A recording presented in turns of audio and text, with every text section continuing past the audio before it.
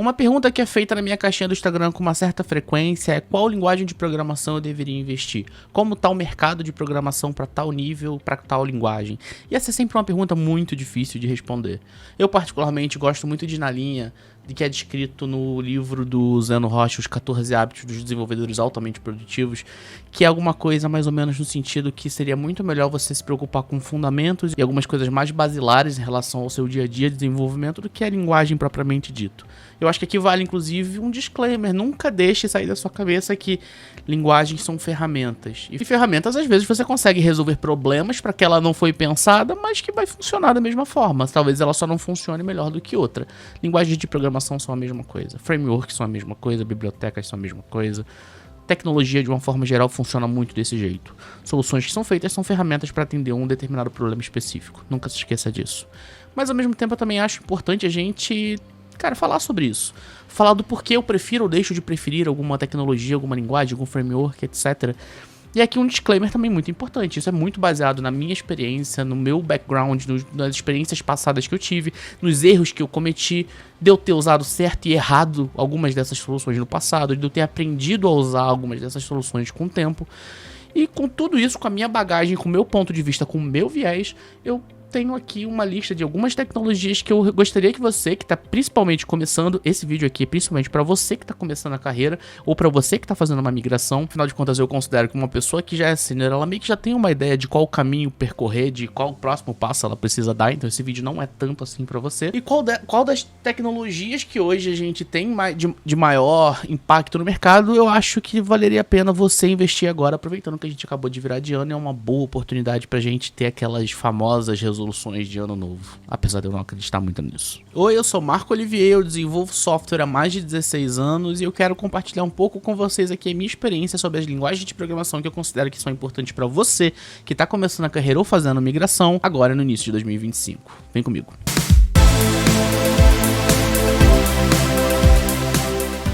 A lista que eu trouxe para vocês contém 7 tecnologias, 7 linguagens de programação, mas isso não é exatamente o meu top 7, mas sim algumas que eu acho que valem a pena você considerar dependendo do tipo de problema que você tiver. E eu vou começar com o que na verdade nem seria a minha primeira opção, mas é pra gente já tirar logo isso do caminho. Vamos falar de Python. Python é uma linguagem que eu tenho muito problema com ela pela falta de tipagem. E eu acho que para soluções de back-end, funciona, obviamente. Você tem, por exemplo, o Django, que é um framework que te ajuda a construir soluções para web. E ele tem recursos muito legais, muita startup usa, muita empresa usa. Mas eu acho que a falta de tipagem me incomoda muito, então eu considero que é uma solução muito boa, principalmente se para você que está na área de dados, pessoa de ciência de dados, engenharia de dados, etc. Python é quase uma ferramenta obrigatória para você. Se você estiver indo para um cenário de back-end, eu sinceramente não iria nela, mas entendo que ela é uma linguagem muito importante. É uma linguagem que tem uma manipulação matemática muito boa, então por isso, inclusive, ela é muito fortemente estimulada na academia, principalmente quando você está em áreas fora da computação. Então, pessoas que são da área das ciências de uma forma geral, não só quando a gente fala do pessoal de tecnologia focada em dados, eles usam muito o Python, então é uma linguagem que vai estar muito presente na academia, principalmente se você não está na computação. Recomendo você dar uma olhada no Jupyter Notebook, que é uma solução muito interessante para você criar algumas soluções para você no dia a dia, para você estudar e entender como é que funciona o ciclo de vida de uma aplicação. Vai te ajudar muito, e se você é de dados também vai te ajudar muito a desenvolver algumas rotinas que você precisa. Vamos falar um pouco do JavaScript. JavaScript e Python têm brigado muito nos últimos anos ali, inclusive se você ver o último vídeo do canal que eu mostro essa evolução durante o tempo. Python e JavaScript têm brigado muito pelo topo das linguagens mais utilizadas no mercado atualmente. E, para mim, essa justificativa é muito simples. Python tem, obviamente, quase que uma unanimidade no mercado de dados e também tem soluções de back-end. E JavaScript está presente no browser, então para aplicações de front-end, que foi como ele foi pensado inicialmente, então ele sempre vai ser muito forte. Tem solução para back-end com frameworks como o Node, por exemplo, e tem soluções também para mobile com o React Native, por exemplo. Então ele também está ali no front-end pensando numa arquitetura mobile. Então ele também vai ter, por ele ser usado em diversos lugares diferentes, obviamente ele vai brigar ainda por um bom tempo ali pelas primeiras posições. Meu problema com JavaScript é muito parecido com o meu problema com Python, a falta de tipagem. Eu acho que o jeito com que o JavaScript manipula algumas coisas gera um nível de complexidade de manutenção a longo prazo quando você vai criar um software que é desnecessariamente necessária. Então eu tenho algumas questões. E para isso, se você escolher JavaScript para estudar, eu recomendaria que você estudasse o TypeScript junto. Isso é uma dica que eu não vejo ninguém dar. E eu acho que é uma dica até talvez perigosa, mas que eu banco ela. Eu acho que você consegue fazer isso, porque o jeito de você escrever JavaScript e TypeScript ainda é muito parecido, só que o TypeScript é o que a gente pode chamar de um superset do JavaScript. Ele adiciona coisas que o JavaScript não prevê.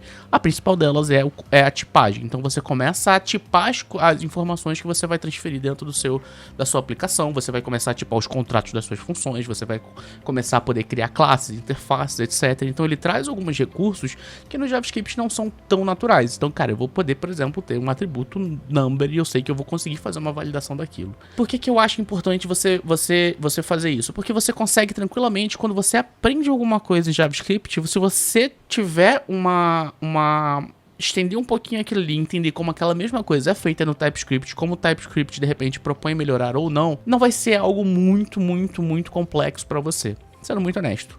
Se a gente for parar pra pensar que o TypeScript transpila código em JavaScript, então ele meio que transforma o código em JavaScript, a gente pode colocar ele ali mesmo, mais ou menos na mesma família. Diferente de se a gente for pensar, por exemplo, na família da JVM. Cara, eu tenho Kotlin, eu tenho Clojure e eu tenho Java.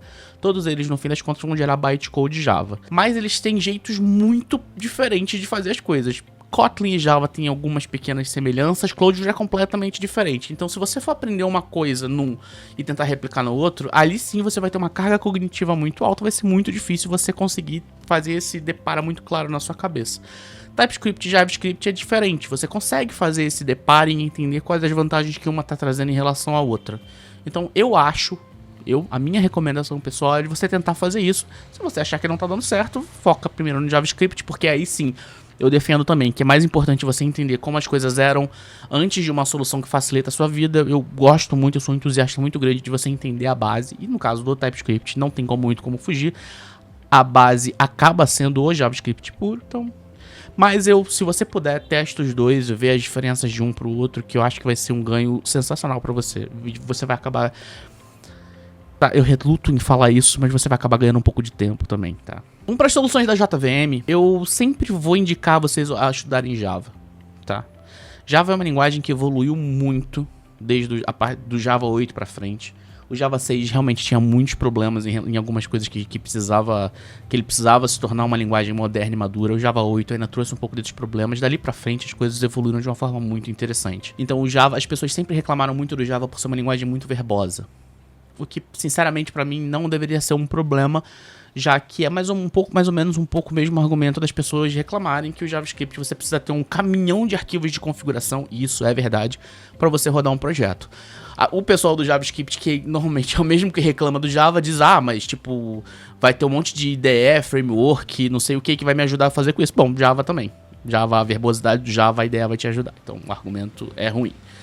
Mas sim, Java ainda é uma linguagem verbosa, porque nesse sentido não mudou tanto, mas ela já melhorou muitas coisas dessa verbosidade, muita coisa que antes você precisava fazer e que hoje você não precisa mais. E ela trouxe algumas coisas bem interessantes também para as versões mais recentes. Java ainda é uma linguagem muito utilizada, principalmente no setor bancário. Ainda tem muita empresa que usa e muita empresa que vai continuar usando, muita empresa que ainda aposta no Java e vai apostar por muito tempo. Então, o fato de ter a JVM por baixo é uma coisa muito interessante. Estudar a JVM, estudar como é a arquitetura da JVM, as coisas que ela faz por baixo dos panos é muito legal. Eu acho que vale muito a pena você dar uma olhada, você estudar e você entender isso. E Java ainda é uma linguagem que eu particularmente investiria se eu estivesse começando. Se você ainda estiver procurando uma solução em cima da JVM, porque você de fato acha Java muito verboso e, cara, não quer investir seu tempo nisso, Kotlin eu acho que é uma ferramenta que é muito interessante. Para começar, de novo, tá em cima da JVM, eu acho que isso é muito bom. O Leandro Gomes, um amigo meu, ele fala uma coisa que eu acho que é muito importante, que é, cara, a impressão que a gente tem é que a comunidade acaba sempre que vai criar uma coisa nova, ela acaba sempre criando alguma coisa para JVM primeiro. E se não é primeiro, vai ser uma das primeiras, com certeza. Então, na maioria das integrações, ferramentas, bibliotecas, frameworks e ferramentas externas que você vai precisar usar, normalmente você vai ter uma solução, um bom exemplo ou alguma coisa do gênero pensado para JVM. E aí, quando é pensado para Java, você consegue portar isso para Kotlin. Então, na verdade, você manter ele dentro da JVM é muito mais importante do que a linguagem em si. Então manter em cima da JVM eu acho ainda muito importante. E o Kotlin oferece essa possibilidade de você ter uma linguagem um pouco mais agradável, por assim dizer, e um pouco mais moderna em alguns aspectos. Uma vantagem que eu considero do Kotlin é o fato dela meio que tentar ser multiparadigma, então você consegue fazer algumas coisas funcionais em cima dela, então você consegue ter ali questões da programação funcional que você até consegue fazer em Java, mas você vai ter um pouco mais de dificuldade, então eu acho que Kotlin é interessante nesse ponto. As corrotinas, obviamente, são um ponto legal de se olhar, que eu acho que é uma solução também que Kotlin trouxe, que o Java agora está começando a pensar nisso, depois de tanto tempo que já tinha as corrotinas.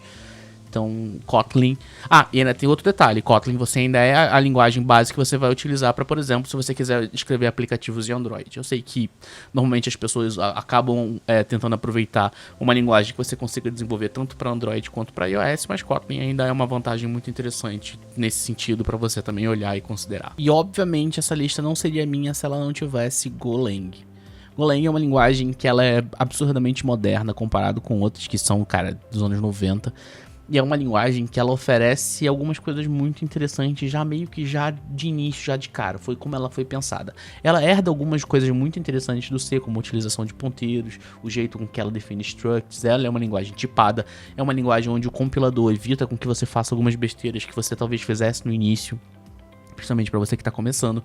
Ela tem a solução de gorrotinas, que é uma solução muito legal e elegante para concorrência de processamento. Então ela é uma linguagem muito completa, muito sofisticada, mas que ao mesmo tempo ela tem uma sintaxe muito agradável de se estudar, de se entender.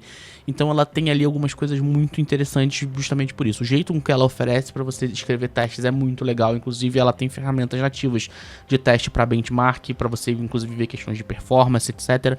O foco dela inicial era para performance, então ela é uma linguagem que você vai conseguir fazer com pouquíssimo recurso de máquina, pouquíssima memória, pouquíssimo processamento, e ela vai ter respostas muito interessantes para você escrever o seu software. Então, cara, é muito legal. Se você tá num projeto de início de startup onde você não pode gastar muito dinheiro, ou se você quer fazer os seus projetos em casa para testar e você não tem uma máquina muito poderosa, você com muito pouco vai conseguir fazer coisas em Go. E isso é muito, muito legal para você, inclusive, já no início da sua carreira, já começar a se preocupar com esse tipo de coisa. Ela é uma linguagem que se propõe a ser multiparadigma. Então você consegue você consegue aplicar algumas coisas de programação funcional com ela, você consegue aplicar algumas coisas de orientação a objeto, mas nem todas. Então ela é uma linguagem meio realmente multiparadigma. Por exemplo, se eu for falar de orientação a objetos, eu não consigo fazer herança de classes com ela. Ela nem tem o conceito de classe. Se eu for fazer algumas coisas de funcional com ela, eu vou perder performance. Inclusive, na minha palestra da GoFercon, que eu vou deixar aqui marcada aqui em cima, eu explico um pouco sobre isso, em como desenvolver funcional para Golang. Então é isso, essa é a minha lista. Eu espero que eu tenha ajudado vocês a tomar uma decisão. Considere essas, olhe outras, tire suas próprias conclusões. Lembre-se que essa lista é totalmente focada nas minhas preferências, no meu passado, na história que eu tive no desenvolvimento, mas ao mesmo tempo eu tento não ser apaixonado por tecnologia. Deixo clara a minha preferência. Ali, ó. Tem um goferzinho aqui atrás, esse mascote maravilhoso que inclusive é um dos grandes motivos para você estudar Go. Mas ao mesmo tempo, eu acho que qualquer uma dessas vai ser uma boa opção para você que está começando, se atentar, ter a sua própria visão crítica e saber o que você vai escolher para sua carreira.